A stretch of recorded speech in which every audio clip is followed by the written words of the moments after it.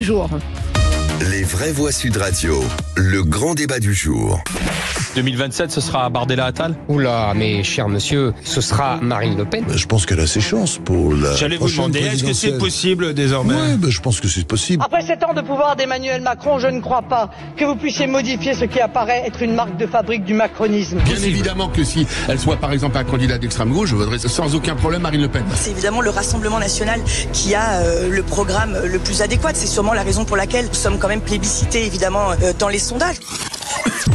Et oui, en tout cas, en attendant, Marine Le Pen, eh bien, elle maintient le cap. La patronne du RN l'emporterait contre tous les poids lourds de la majorité actuelle au second tour de l'élection présidentielle. C'est le principal enseignement du sondage IFOP Fidocial pour Sud Radio et Le Figaro. Oui, on vous pose cette question. Marine Le Pen, gagnante de la présidentielle, le plafond de verre du RN est-il tombé? Vous êtes 77% à dire oui.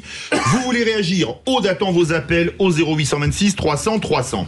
Oui, Marine Le Pen, donc gagnante de la présidentielle, le plafond de verre RN est-il tombé? On est avec Frédéric Dabi, directeur général de l'IFOP, qui est avec nous en studio.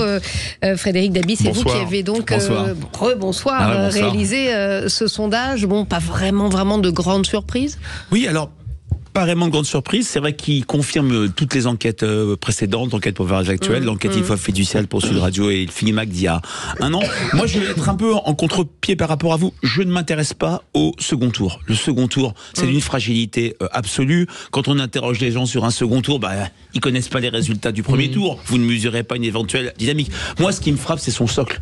Entre 33 et 36%, on a réalisé 9 hypothèses de premier tour. On a testé François Ruffin, on a testé François Hollande, on a essayé de voir Xavier Bertrand, les 4 prétendants du bloc central macronien. Et ce qui me frappe, c'est que des scores pareils, entre 33 et 36%, ça s'est jamais vu depuis François Mitterrand en 88. Président sortant, archi favori. Si on remonte encore plus loin, Alain Pétran. Non, il ne fait que 31, ce qui est déjà un score extraordinaire. Et moi, ce qui me frappe, et là, je réponds à votre question, le plafond de verre n'existe plus dans le sens où il n'y a plus de terra incognita, de terres inconnues, de catégories hermétiques pour Marine Le Pen, quand elle fait 22 chez les retraités, 20 chez les 4 sup, et ça confirme notre rolling et l'IFOP Fiducial que vous citez gentiment tous les jours. On voit que Bardella fait des scores quasiment, il est en tête chez les 4 supérieurs. Et c'est vrai que le Jean-Marisme est mort. Le Jean-Marisme, c'est la structure frontiste du Front National de Jean-Marie Le Pen, où il était très fort chez les hommes, chez les jeunes, chez les ouvriers, chez les sans diplôme, et très faible par ailleurs, notamment chez les femmes, notamment chez les salariés. Là, il n'y a plus de terres inconnues. C'est dans ce cadre-là que je pense que ce terme de plafond de verre, en tout cas, tout lui est possible. Mais déjà, ce plafond de verre, il avait sauté. On répétait tous un peu bêtement en 2021-2022, jamais le RN aura beaucoup de députés compte tenu du scrutin majoritaire. Ils n'ont gagné qu'une fois en duel en 30 ans. 88 députés. Ça, c'est pas du sondage. C'est du réel. Réalité, c'est de l'électoral. Philippe Bilger. Alors, comment dire, évidemment, ces résultats sont très intéressants. Est-ce qu'ils sont très éclairants? Je n'en sais rien. On est encore loin de l'échéance suprême, 2027. Ensuite, il me semble que les gens qui répondent, même le plus honnêtement du monde, à ce type de questionnement, si loin de l'échéance finale, s'abandonne à une sorte de défoulement. Et je suis persuadé que, au fond, il y a dans ce tableau d'aujourd'hui quelque chose qui ne renverra pas forcément à celui de demain. Je continue à penser que malgré le socle très important de Marine Le Pen, en 2027, nous aurons probablement, et je suis prêt à en tirer les conséquences sur le plan du pari, quelque chose qui représentera une nouveau la certitude que Marine Le Pen est excellente entre les joutes suprêmes, mais que le jour J, elle n'est plus conforme au rendez-vous qu'elle espérait. Et j'ajoute que, bien sûr, en 2027, nous aurons les candidats classiques et qui viendront la battre en brèche. Alors, je vais faire un tout petit point de méthodologie pour mon ami Philippe.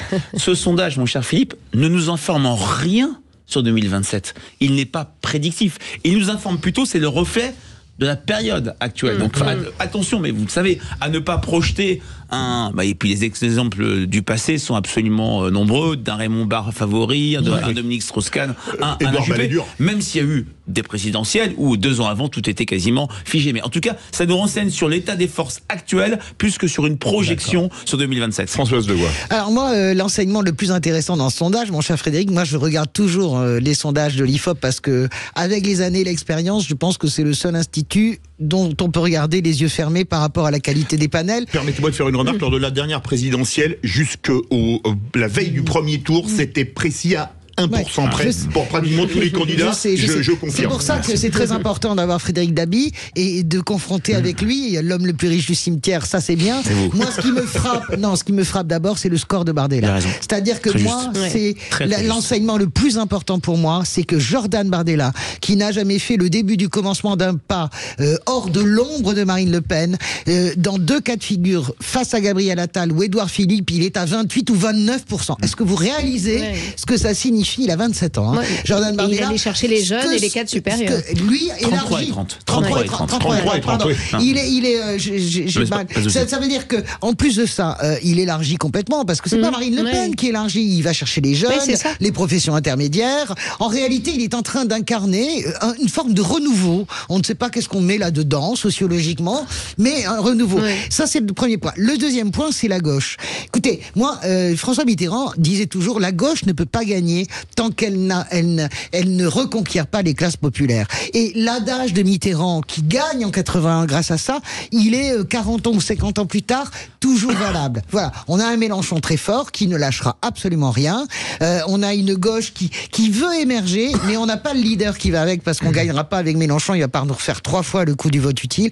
Donc c'est à la gauche de travailler, parce que là, c'est assez désastreux. Frédéric Dabi et Tom Conan. Et après, on part au 0826 300 300. Je partage complètement ce qu'a dit Françoise. Nous, dans le microcosme, on est tous à dire oui, peut-être que Bardella, s'il fait un bon score aux européennes, il peut être un candidat de remplacement. Les Français ne se posent pas la question. Et c'est vrai que tester pour la première fois Jordan Bardella et avoir des scores de 30 à 33%, c'est-à-dire des scores qui lui garantiraient, à Dieu ne plaise, d'être au second tour automatiquement. On est toujours au second tour.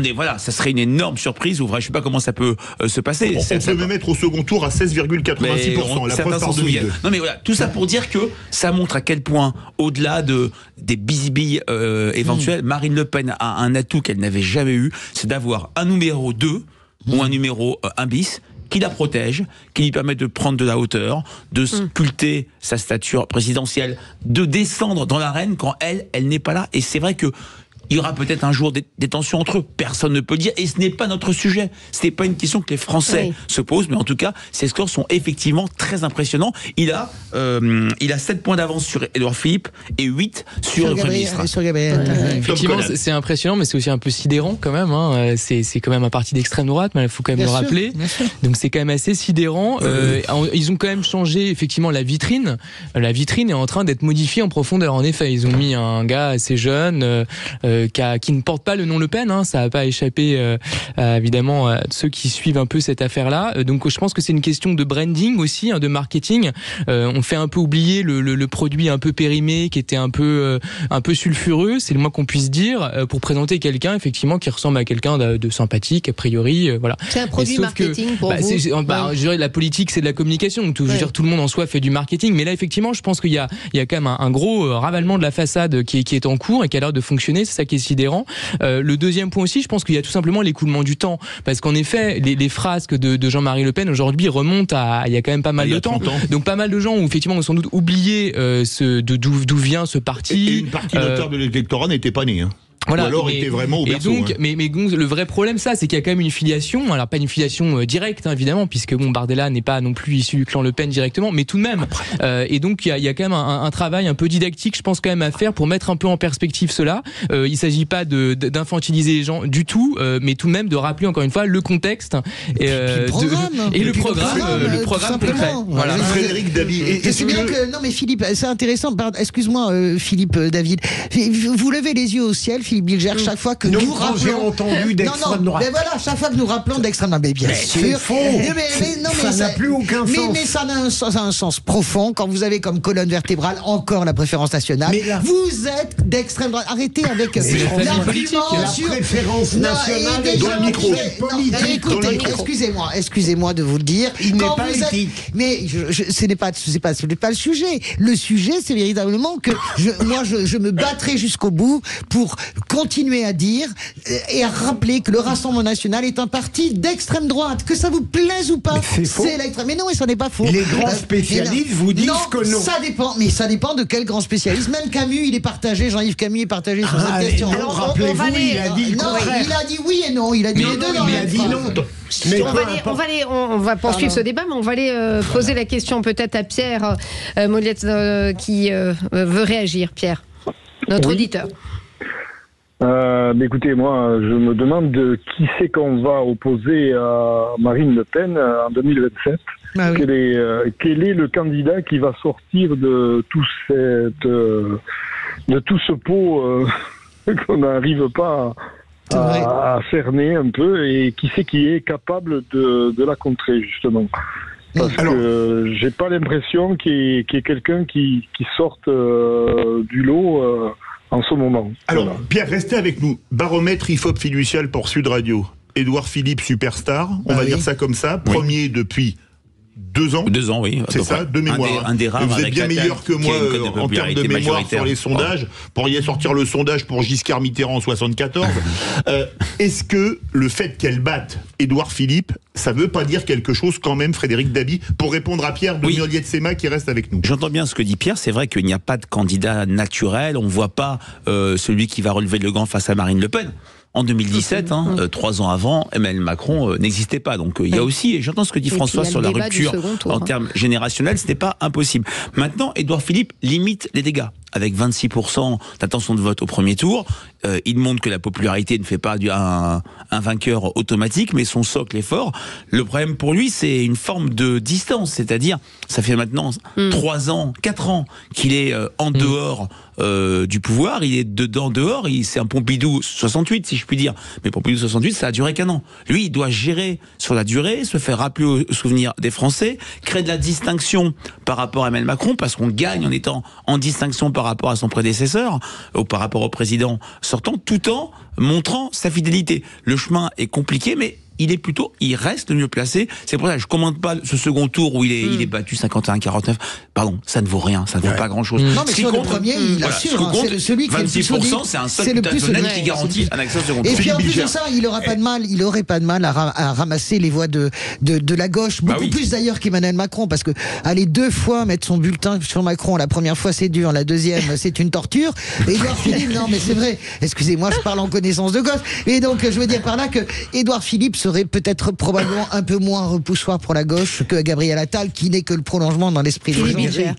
Sans vouloir sous-estimer l'élan que vous avez très bien décrit en ce qui concerne Jordan Bardella, est-ce que le fait que depuis le début, avec beaucoup d'habileté, Marine Le Pen l'embarque en permanence avec lui, parle même de son futur Premier ministre comme étant Jordan Bardella, n'est pas un élément décisif dans le score qu'il fait aujourd'hui? C'est vrai que vous avez raison, c'est vrai qu'elle embarque, c'est vrai que c'est très rare qu'une candidate ou un candidat dise 3 ans avant, et même dans une campagne, on ne dit pas, c'est un non-dit, qui sera son Premier ministre, on peut le deviner entre les 2 tours, mais c'est vrai que c'est une autre manière de montrer la place centrale qu'il joue au Rassemblement national, et ça peut peut-être le légitimer. Juste un mot pour dire que c'est une ruse aussi, parce que lui dire tu es mon Premier ministre, c'est éviter. Il faut arrêter de penser qu'on est naïf. Évidemment que Jordan Bardella, s'il sort à 31 ou 32 ou 33% de ces européennes, c'est la logique politique est implacable, et il y aura une logique. Mais il y aura une logique de remplacement. On tuera la mère cette fois-ci au lieu de tuer le père. Dans le totem et tabou. Arrêtez d'être naïf comme ça. Et donc le ficeler, voilà mon excellent Premier ministre, c'est déjà essayer un peu de le castrer, si vous voulez, pour d'éventuelles ambitions. Frédéric Dabi, une question, on en a parlé au téléphone avant l'émission, et je donne la parole à Tom Collan. Est-ce que quelque part, ce sondage n'est pas finalement un caillou dans le pied de Jordan Bardella, puisqu'il montre que Marine Le Pen peut gagner dans tous les cas de figure, et que ça hypothèse une hypothétique candidature Bardella? Alors, on fait de la prospection à 3 ans. On fait de la vraie prospection. Alors, pardon, si tu voulais faire 20 ans pour voir la gauche revenir, ça me ferait. Là, il faudrait plutôt voir à 40 ans minimum, à mon avis. Mais ça, c'est que mon point de vue.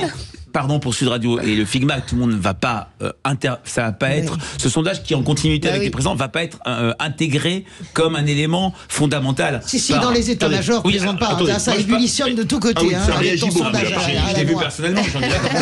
Vous avez beaucoup de téléphones ce matin. De personnes de tout horizon. Moi, je pense quand même que ça montre à quel point Marine Le Pen n'est plus isolée.